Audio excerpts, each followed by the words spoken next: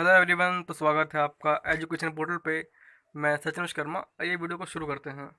जैसे आप देख रहे हैं पिक्चर में, आज हम जानेंगे आपके मध्य प्रदेश से संबंधित कुछ महत्वपूर्ण जानकारियाँ। ये हम देखेंगे आपके क्विज के माध्यम से। आइए शुरू करते हैं, पर इसके पहले आप प्लीज़ चैनल को लाइक कीजिए। कोई क्वेरी कुछ पूछना हो तो आप हमें कमेंट कीजिएगा, और प्लीज़ चैनल को सब्सक्राइब कीजिए और शेयर कीजिए जितना हो सके। हमें आपके सपोर्ट की ज़रूरत है। आइए शुरू करते हैं हम। देखिएगा, माखनलाल चतुर्वेदी समारोह मध्य प्रदेश के किस जिले में मनाया जाता है? आपके ऑप्शन है यहाँ पे ग्वालियर, जबलपुर, होशंगाबाद, भोपाल। वीडियो को प्लीज़ पुश कीजिएगा, मतलब पॉज कीजिएगा। देखिएगा, इसका आंसर है आपका बी, जबलपुर। माखनलाल चतुर्वेदी मध्य प्रदेश से थे और महान कवि थे।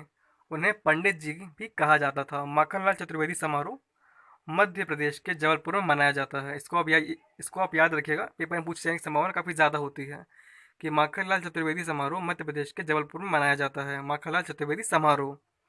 आइए अब जानते हैं अपने नेक्स्ट सवाल में। ब्रह्म राक्षस नामक पुस्तक की रचना किसने की है? आपके निदा फाजली ने, देखिएगा, निदा फाजली ने, गजानन माधव मुक्तिबोध ने, कि हरिशंकर परसाई ने, कि मैथिली शरण गुप्त ने? बताइएगा वीडियो को पॉज करके। आइए अब हम जानते हैं। इसका आंसर है आपका बी, गजानन माधव मुक्तिबोध। ब्रह्म राक्षस की रचना गजानन माधव मुक्ति बोध ने की है। एक बार और, ब्रह्म राक्षस की रचना गजानन माधव मुक्ति बोध ने की है। गजानन माधव मुक्ति बोध हिंदी साहित्य के प्रसिद्ध कवि थे। उनका निधन 1968 में।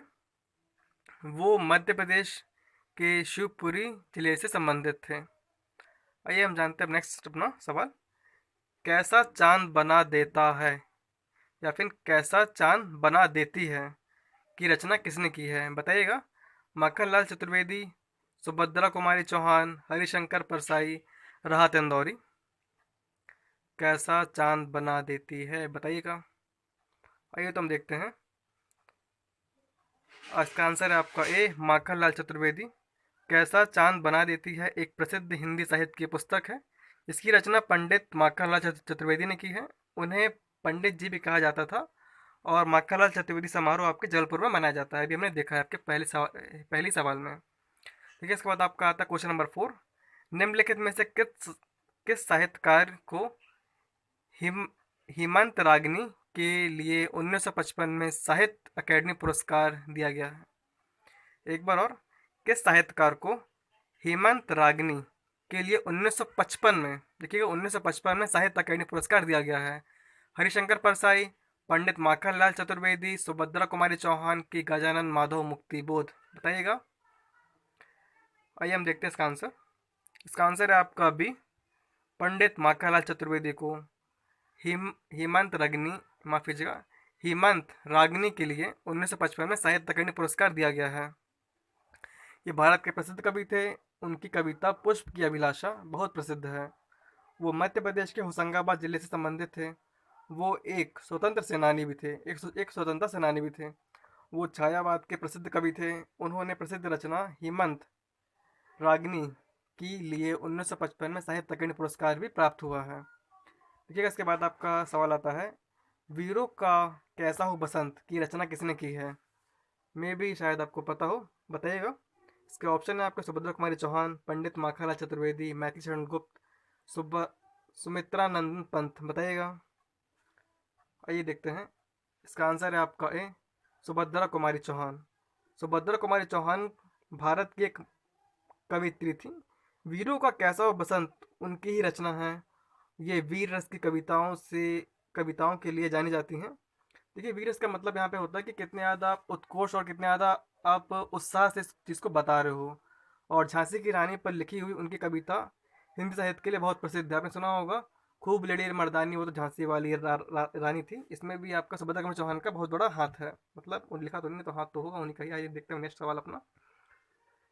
कालिदास सम्मान में कितनी राशि दी जाती है? 2 लाख, 3 लाख, 4 लाख की 5 लाख? बताइएगा। ये अब हम देखते हैं इसका आंसर।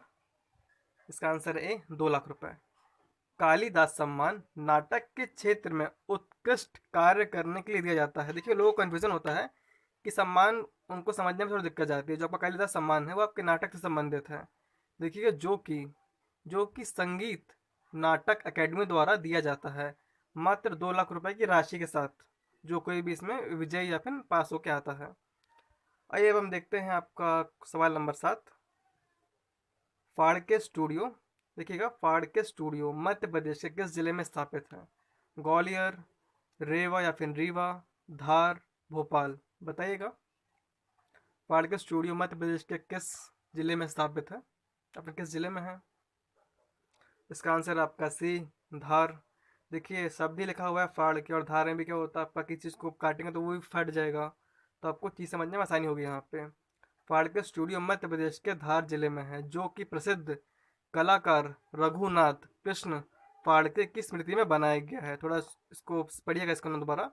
एक प्रसिद्ध कलाकार रघुनाथ कृष्ण फाड़के की स्मृति में इसे बनाया गया था, आपके फाड़के स्टूडियो को, धार में। इसके बाद आपका आता है क्वेश्चन नंबर 8। निम्नलिखित में से मध्य प्रदेश का कौन सा पुरस्कार खेलों से संबंधित नहीं है? Vikram award, Vishwamitra award, Eklavya award, Shikhar award, बताइएगा। चलिए हम देखते हैं। इसका आंसर है आपका D, Shikhar award. Shikhar award या शिखर पुरस्कार मध्य प्रदेश का एक श्रेष्ठ पुरस्कार है, जो साहित्य, फिल्म आदि के क्षेत्र में दिया जाता है। इसकी शुरुआत 1980-81 में हुई थी। देखिएगा जो आपके विक्रम अवार्ड और विश्वामित्र अवार्ड, एकलव्य अवार्ड है, ये सब आपके खेलों से संबंधित है। वहीं आपका जो शिखर अवार्ड है, ये आपके साहित्य और फिल्म के आदि संबंधों में दिया जाता है। आइए हम जानते हैं अपना question number 9। Prabhash Joshi award Madhya Pradesh के किस खेल में दिया जाता है, बताइएगा। प्रभाष जोशी अवार्ड मध्य प्रदेश के किस खेल में दिया जाता है? आपके मलखम, मुक्केबाजी, क्रिकेट, हॉकी। आइए देखते हैं, इसका आंसर है आपका ए, मलखम। प्रभाष जोशी अवार्ड मध्य प्रदेश में मलखम के क्षेत्र में दिया जाता है। मलखम मध्य प्रदेश का प्रादेशिक या फिर राजकीय खेल भी है, मलखम। अब याद रखिएगा, मध्य प्रदेश का राजकीय खेल या फिर प्रादेशिक खेल मलखम है। इसके बाद आपका आता क्वेश्चन नंबर 10। मध्य प्रदेश में नर्मदा की लंबाई कितनी है, बताइएगा। 1055, 1066, 1077, 1078 किलोमीटर में। इसका आंसर है आपका क्वेश्चन नंबर 10 का आंसर है सी, 1077 किलोमीटर। नर्मदा की लंबाई 1315 किलोमीटर है, जिसमें से 1077 किलोमीटर सिर्फ मध्य प्रदेश में, बाकी आपके अन्य राज्यों में है। इसके बाद आपका आता क्वेश्चन नंबर 11, 11वां नंबर का। विश्वामित्र पुरस्कार मध्य प्रदेश के किस क्षेत्र में दिया जाता है? मे भी खेल से अच्छे प्रदर्शन के लिए, या फिर खेल में अच्छे प्रशिक्षण के लिए, कि सामाजिक कार्य के लिए, साहित्य कार्य के लिए। मे भी आपका सी और डी तो यहाँ पे गलत हो जा रहा है, मतलब आपका कैंसिल हो जा रहा है, तो कब आपके पास ऑप्शन बचता है ए और बी, बताइएगा। देखिएगा प्रशिक्षण और प्रदर्शन में अंतर है। इसका आंसर आके आइए हम देखते हैं। इसका आंसर है आपका बी, खेलों में अच्छे प्रशिक्षण के लिए ये विश्वामित्र पुरस्कार दिया जाता है। मध्य प्रदेश में विश्वामित्र पुरस्कार खेलों में अच्छे प्रशिक्षण के लिए दिया जाता है, ना कि प्रदर्शन के लिए दिया जाता है। देखिए लोग कंफ्यूज होते हैं इसमें काफ़ी ज़्यादा, और इसमें हमको सवाल जब मिलता है तो हम पेपर में गलत कर जाते हैं। तो आपको प्रदर्शन न करते हुए प्रशिक्षण की ओर ज़्यादा ध्यान देना है, कि विश्वामित्र पुरस्कार यहाँ पर दिया जाता है। आइए हम देखते हैं सवाल नंबर 12, 12वें नंबर का। मध्य प्रदेश में कितने अंतर्राष्ट्रीय हवाई अड्डे हैं? 0 या फिर मतलब कि एक भी नहीं, 1, 2 या फिर 3। आइए देखते हैं, इसका आंसर है आपका 0। मध्य प्रदेश में अभी तक अंतर्राष्ट्रीय हवाई अड्डे एक भी नहीं है। सरकार यहाँ नए अंतर्राष्ट्रीय हवाई अड्डे बनाने का विचार कर रही है। देखिएगा अंतर्राष्ट्रीय और राष्ट्रीय हवाई अड्डे, इनमें अंतर होता है। हम बताएंगे इसको जब आपको पूरा एक हवाई अड्डे के बारे में बताया जाएगा। आइए अब देखते हैं नेक्स्ट सवाल। कर्क रेखा मध्य प्रदेश के कितने जिलों से होकर गुजरती है, बताइएगा। 12, 13, 14, 15। इसका आंसर है आपका सी, 14, 14। देखिएगा कर्क रेखा मध्य प्रदेश के 14 जिलों से गुजरती है। इन जिलों के नाम उज्जैन, रतलाम, अगरमालवा, राजगढ़, सीहोर, भोपाल, विदिशा, रायसेन, सागर, दमोह, जबलपुर, कटनी, उमरिया और शहडोल। देखिएगा थोड़ा सीक्वेंस में नहीं है, इसको आप मैप के थ्रू पढ़ेंगे काफ़ी ज़्यादा आपको आसानी होगी। हम आपको इसको आगे चल के बताएंगे और अच्छे से। देखिएगा पहले शाहजहाँपुर जिले से कर्क रेखा गुजरती थी, लेकिन जब से आपका शाहजहाँपुर अगर अगर मालवा जिले से अलग हुआ है तब से जो था जो सीमा है इसकी अगर मालवा पे आ गई है। आइए हम जानते हैं अपना क्वेश्चन नंबर 14। शुंग साम्राज्य की राजधानी कहाँ थी? शुंग साम्राज्य की राजधानी कहाँ थी आपकी बताइएगा? विदिशा, उज्जैन, ग्वालियर की इंदौर? इसका आंसर है आपका ए, विदिशा। शुंग साम्राज्य की स्थापना पुष्यमित्र शुंग ने की थी। यह एक ब्राह्मण राजवंश का था। इसकी राजधानी विदिशा थी। मे भी हमारे लिए इंपॉर्टेंट है ये, क्योंकि इसने ही आपके ब्राह्मणवादी साम्राज्य की स्थापना की थी, क्योंकि इसके पहले आपके यहाँ बौद्ध और जैनों का वर्चस्व काफ़ी ज़्यादा बढ़ चुका था। आपको बताया जाएगा जब इतिहास के थ्रू हम और अच्छे से पढ़ेंगे इसे। तो इसके बाद आपका आता क्वेश्चन नंबर 15, 15 नंबर का सवाल। मध्य प्रदेश का कौन सा जिला मैग्नीज अयस्क के लिए प्रसिद्ध है? बालाघाट, छिंदवाड़ा, जबलपुर की मंडला? बताइएगा। इसका आंसर है आपका ए, बालाघाट। मध्य प्रदेश का बालाघाट जिला मैग्नीज एस्क और तांबे एस्क के लिए एस्क की खानों के लिए प्रसिद्ध है। देखिएगा, मध्य प्रदेश का बालाघाट जिला मैग्नीज एस्क और तांबे एस्क के खानों के लिए प्रसिद्ध है आपका बालाघाट, और इसे मैग्नीज नगरी भी कहा जाता है। इसके बाद आपका आता क्वेश्चन नंबर 16, 16 नंबर का सवाल। निम्नलिखित में से कौन सा हाईवे मध्य प्रदेश से नहीं गुजरता है? NH3 मतलब national highway 3, national highway 4, national highway 12, national highway 25? बताइएगा कौन सा नेशनल हाईवे यहाँ से नहीं गुजरता है आपका? इसका आंसर है B, NH4। NH4 highway Madhya Pradesh से नहीं गुजरता है। यह मुंबई, पुणे, बेंगलोर और चेन्नई से गुजरता है, ना कि आपके MP से आता है। ये समझिएगा, बाहरी बाहरी कट के निकल जाता है। बाकी 3, 4 और 12, माफ़ कीजिएगा, बाकी 3, 12 और 75 आपके मध्य प्रदेश से होकर जाते हैं। देखिए, इसके बाद आपका सवाल बनता है, मध्य प्रदेश का कौन सा, माफ़ कीजिएगा, मध्य प्रदेश का सबसे लंबा प्रादेशिक राजमार्ग है?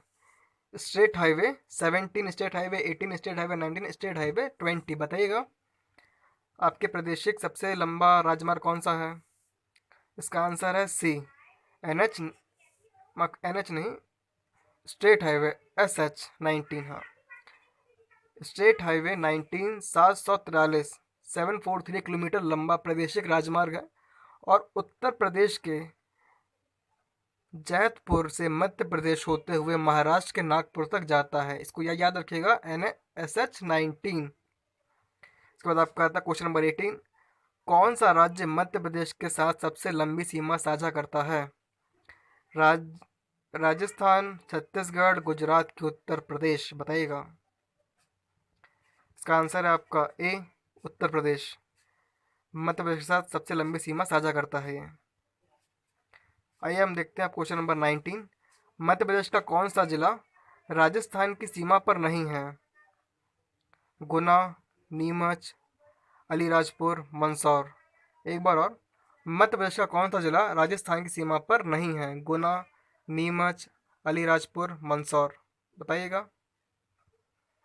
इसका आंसर आपका सी, अलीराजपुर। अलीराजपुर गुजरात की सीमा पर है, ना कि आपकी राजस्थान की सीमा पर है। बाकी जो आपके ये पड़ता है गुना, नीमच और मंदसौर, ये सब गुजरात को, ये सब आपके राजस्थान को छूते हैं, ना कि गुजरात को। गुजरात को छूते हैं आपके 2 जिले सिर्फ, झाबुआ और अलीराजपुर। हम बताएंगे इसको और आसान तरीके से आगे चलकर। इसके बाद आपका आता क्वेश्चन नंबर 20।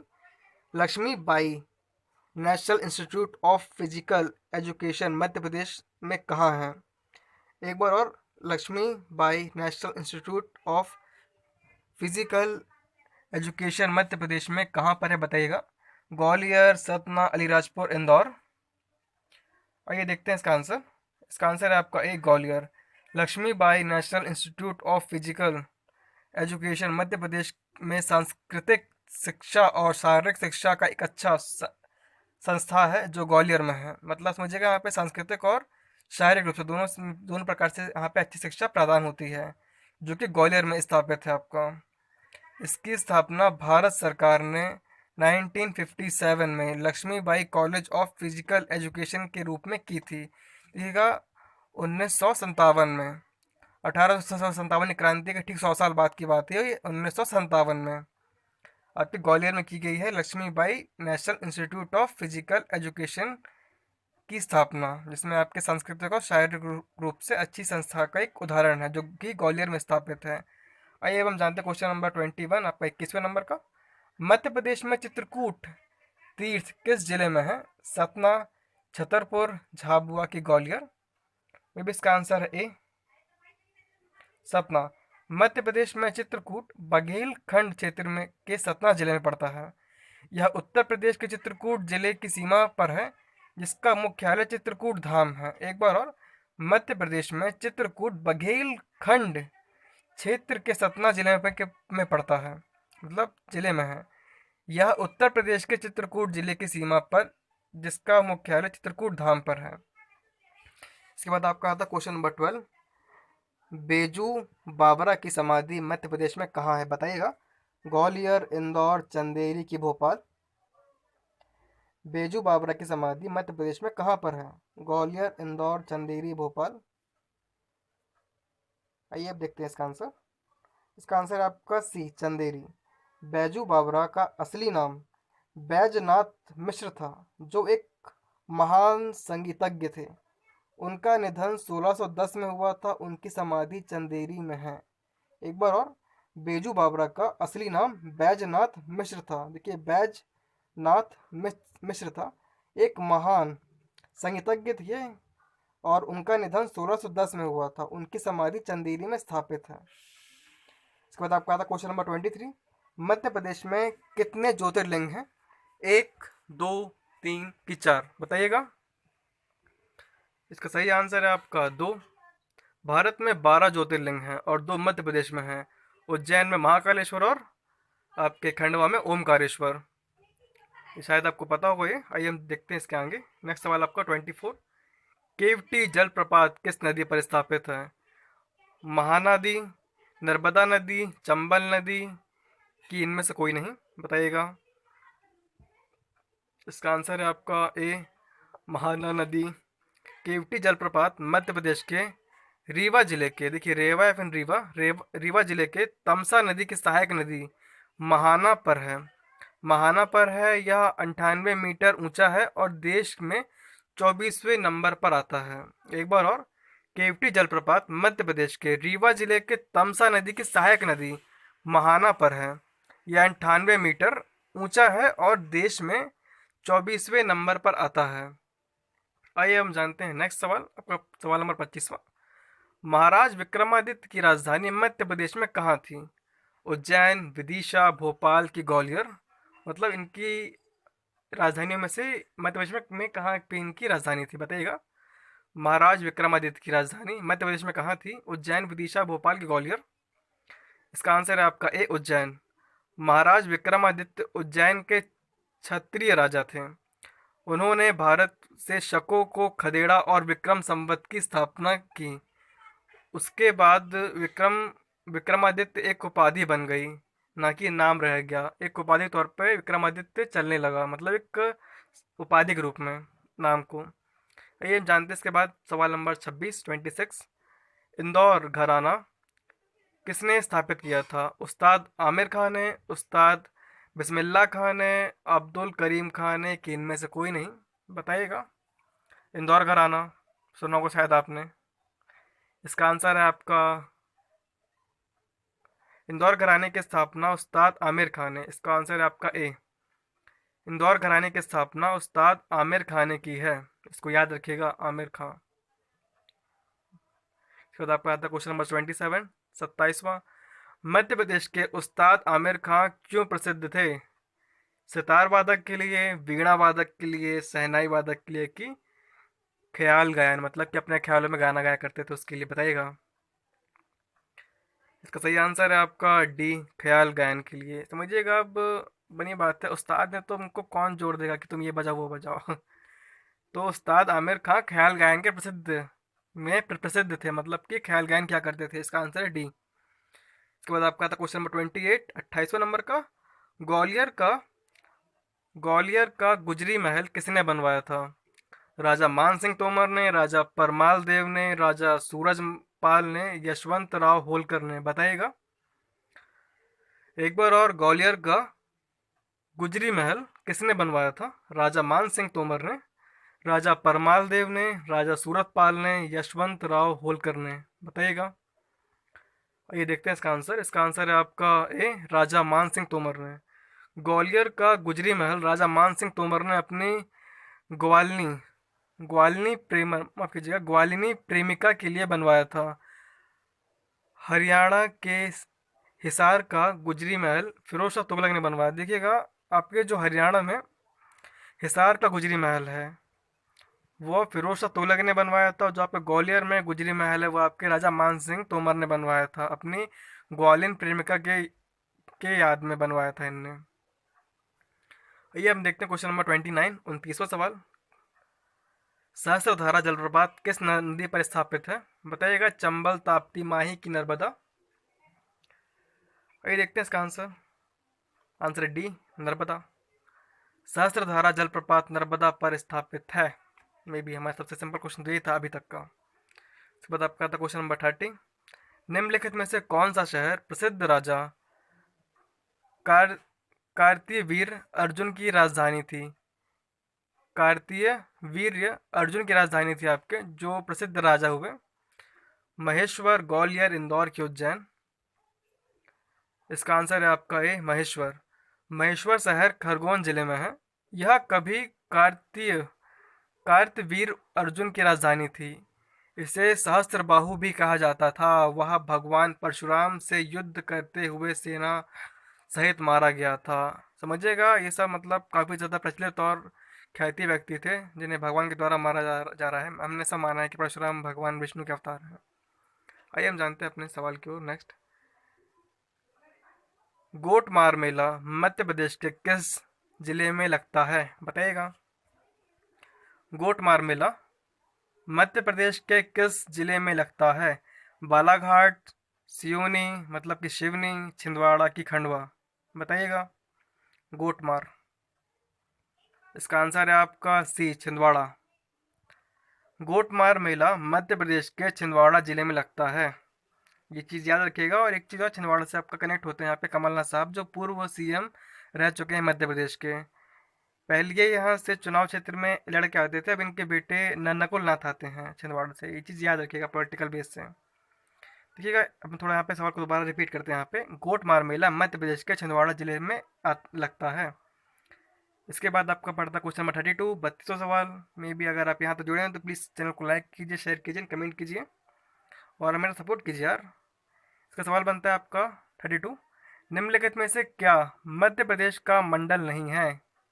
उज्जैन मंडल नहीं है, इंदौर मंडल नहीं है, जबलपुर मंडल नहीं है, छिंदवाड़ा मंडल नहीं है। बताइएगा।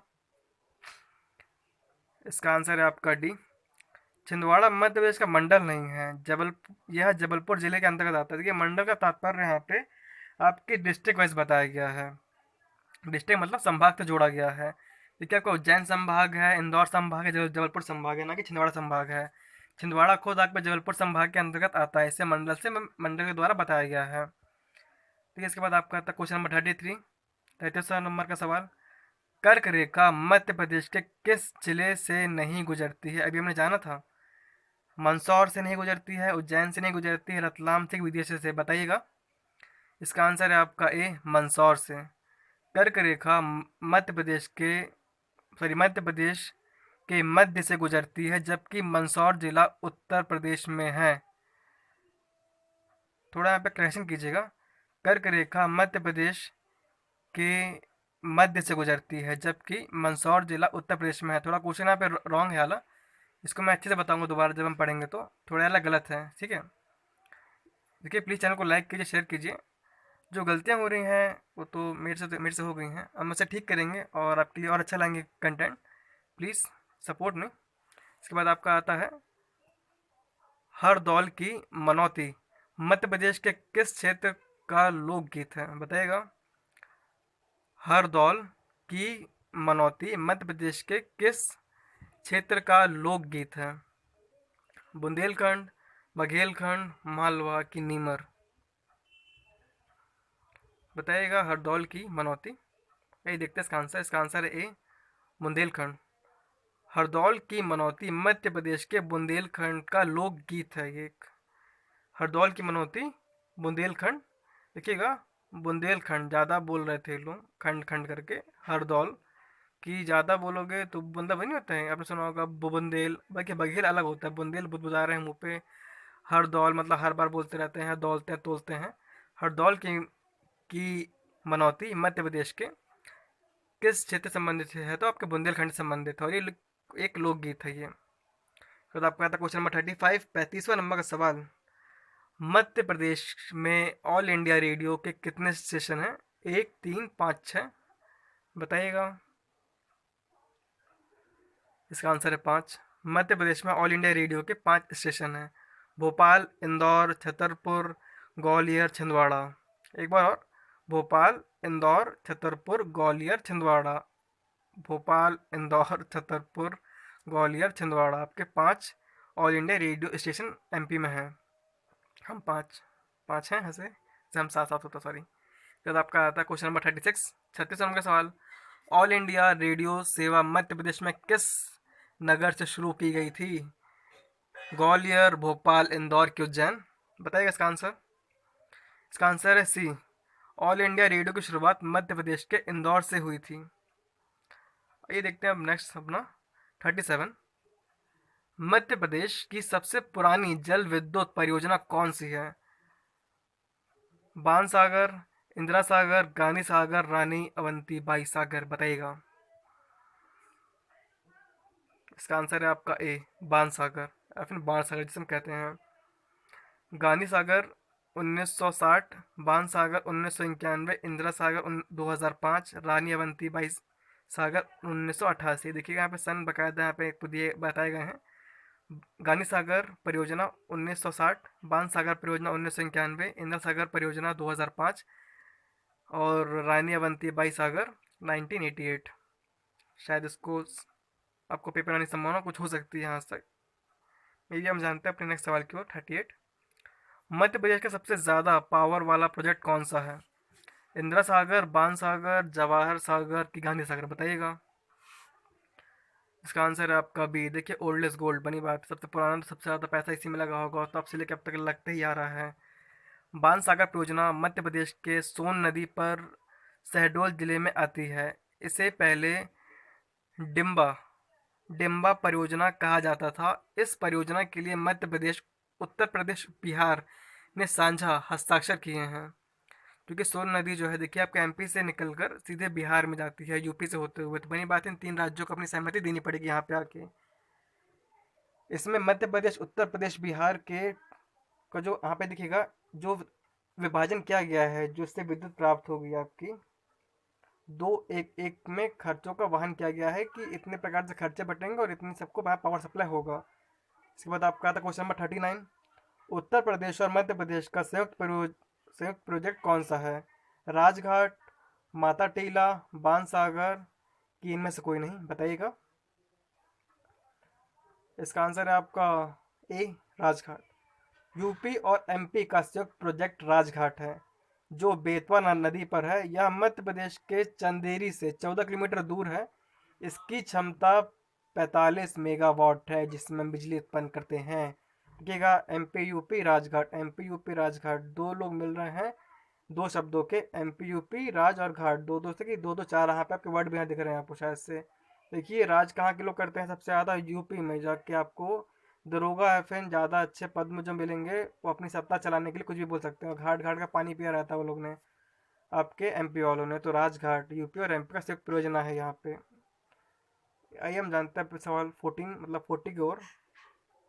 मध्य प्रदेश ऊर्जा क्षेत्र में जल विद्युत का कुछ हिस्सा क्या है? मध्य प्रदेश में जल विद्युत का कुछ हिस्सा क्या है? 917.5 मेगावाट, 1955 पॉइंट, माफ कीजिएगा, 955.5 मेगावाट, 988 मेगावाट की 1050 मेगावाट। बताइएगा। इसका आंसर है आपका ए, 917.5, मतलब कि 917.5 मेगावाट जो है आपका जल विद्युत का हिस्सा है आपके एमपी का। इसके बाद आपका आता है क्वेश्चन नंबर 41। सबलगढ़, देखिएगा, सबलगढ़ का किला मध्य प्रदेश के किस जिले में है? या फिर संबलगढ़, जो आप उसको प्रोनाउंस कर सकें, या मैं गलत प्रोनाउंस कर रहा हूँ यहाँ पे आके। मुरैना में है, ग्वालियर में, इंदौर में है कि भोपाल में? बताइएगा। संबलगढ़ का किला, इसका आंसर है आपका ए, मुरैना में है। संबलगढ़ का किला मध्य प्रदेश के मुरैना जिले में आता है। इसे गरोली, माफ कीजिएगा, इसे करौली के राजा गोपाल सिंह ने बनवाया था इसे। करौली के राजा गोपाल सिंह ने बनाया था पे संबलगढ़ का किला, जो कि मुरैना में पड़ता है। इसके बाद आपका था क्वेश्चन नंबर 42। मध्य प्रदेश की ऊर्जा राजधानी किसे कहते हैं? मे भी ये चीज़ सबको पता होगी। ए सिंगरौली, बी इंदौर, सी ग्वालियर, किन में से कोई नहीं। इसका आंसर है आपका ए सिंगरौली। मध्य प्रदेश की ऊर्जा ऊर्जा राजधानी सिंगरौली को कहते हैं। इसे हम बिठौनी भी कहते हैं, वैसे ब्रैकेट में आपने देखा होगा, कहीं कहीं बुक में लिखा रहता है। उसके बाद आपका था क्वेश्चन नंबर 43।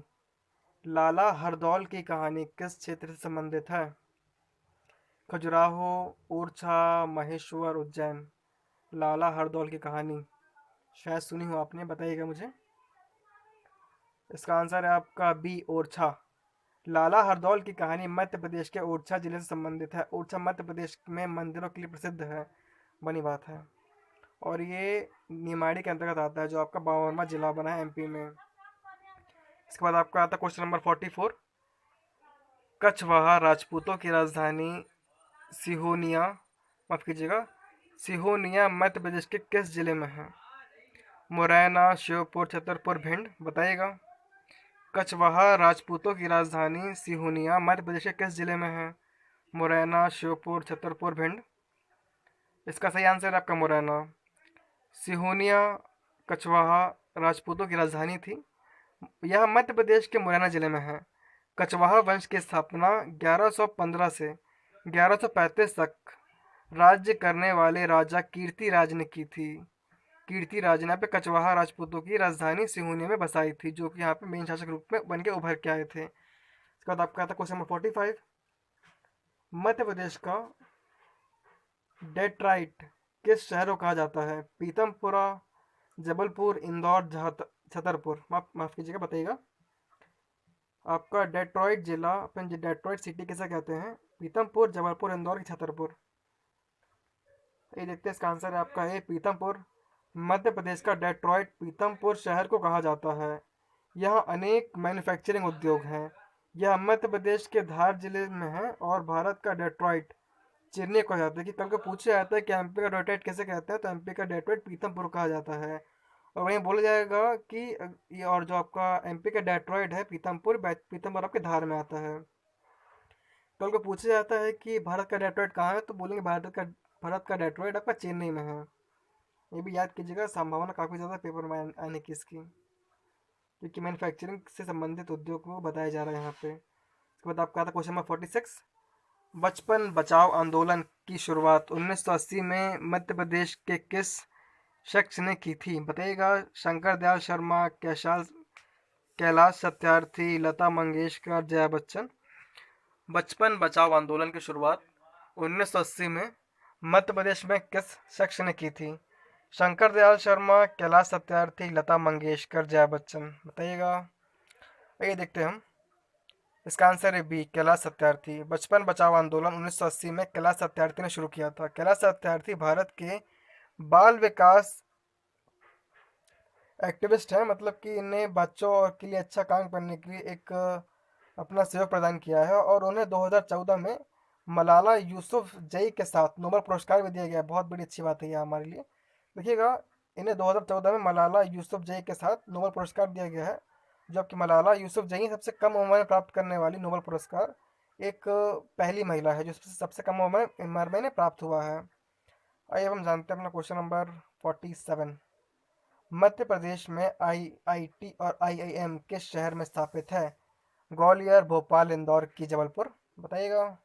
इसका आंसर है आपका सी इंदौर। में भी सबको पता होगा इसके बारे में। तो मध्य प्रदेश में आईआईटी मतलब भारतीय प्रौद्योगिकी संस्था और आईआईएम भारतीय प्रबंधन संस्था इंदौर में है।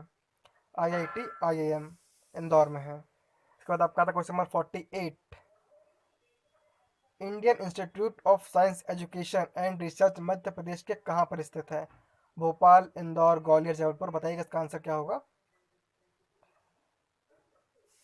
इसका आंसर है आपका A Bhopal. Indian institute of science education and research एक प्रतिष्ठित संस्था है जो मध्य प्रदेश के भोपाल में स्थित है।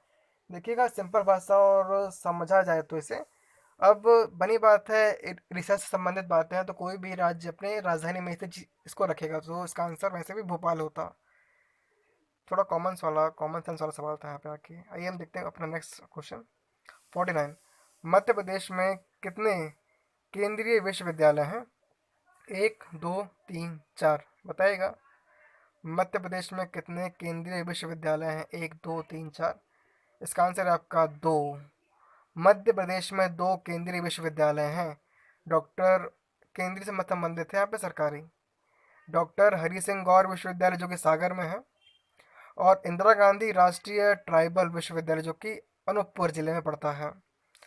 आइए थोड़ा हम इसको रिपीट करते हैं।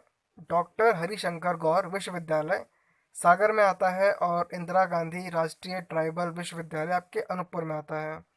आपके केंद्रीय विश्वविद्यालय सिर्फ एमपी में 2 ही हैं। हम 2, हमारे 2 में भी समझने के लिए। इसके बाद आपका आता क्वेश्चन नंबर 50, 50 नंबर का सवाल, 50 वाला। आइए देखते हैं। इंदिरा गांधी राष्ट्रीय मानव संग्रहालय मध्य प्रदेश में कहाँ पर स्थित है? इंदिरा गांधी राष्ट्रीय मानव संग्रहालय मध्य प्रदेश का मतलब ह्यूमन बॉडी को लेके कहाँ पे संग्रहालय बनाया गया है? ग्वालियर, भोपाल, इंदौर, जबलपुर।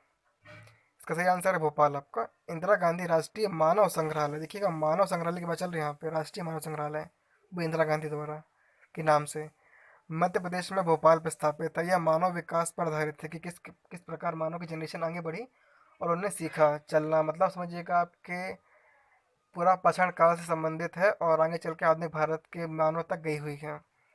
मे भी आज के लिए इतना ही। प्लीज़ चैनल को लाइक कीजिए, कमेंट कीजिए, शेयर कीजिए और सब्सक्राइब कीजिए। और थैंक्स फॉर वॉचिंग यार, प्लीज़ हमारे लिए हमारी रीच को बढ़ाइए। तो थैंक यू, शब्बा खैर, गुड नाइट।